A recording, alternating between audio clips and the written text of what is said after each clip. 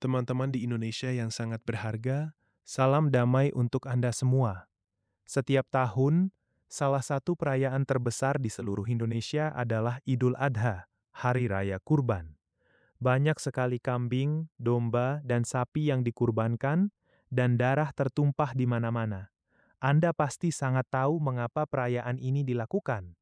Ini adalah untuk mengenang peristiwa ketika leluhur kita, Abraham, Nabi Ibrahim, hendak mengorbankan putranya. Namun Tuhan menyediakan seekor domba sebagai gantinya. Tetapi teman-teman, ada satu fakta paling penting dari kisah luar biasa ini yang harus kita perhatikan.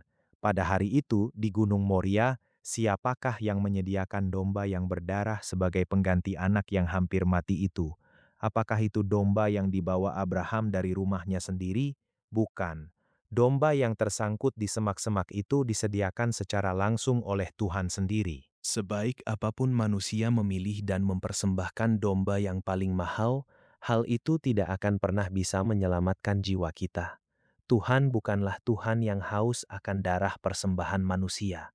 Makna sejati dari kurban adalah sebuah petunjuk besar yang menunjukkan bahwa Tuhan sendirilah yang telah menyediakan kurban yang sempurna untuk menghidupkan kita kembali. Teman-teman, bayangkan jika saya memiliki hutang yang sangat-sangat besar. Saking besarnya, saya hampir dipenjara. Apakah hutang itu akan lunas jika saya menjual satu-satunya anak ayam peliharaan saya untuk membayarnya? Tentu tidak. Untuk melunasi hutang itu, seseorang harus membayarkan uang yang nilainya sama besar atau bahkan lebih besar dari hutang tersebut. Dosa kita adalah hutang pemberontakan yang sangat besar terhadap pencipta alam semesta yang maha suci. Hutang ini tidak bisa dibayar dengan darah binatang atau perbuatan baik manusia. Hutang ini hanya bisa dilunasi oleh nyawa dari seseorang yang memiliki nilai yang setara dengan sang pencipta itu sendiri. Itulah sebabnya, meskipun ratusan juta domba telah mengalirkan darahnya selama ribuan tahun, masalah dosa manusia tidak pernah selesai. Darah binatang hanyalah seperti bunga pinjaman yang hanya menutupi hutang kita untuk sementara waktu.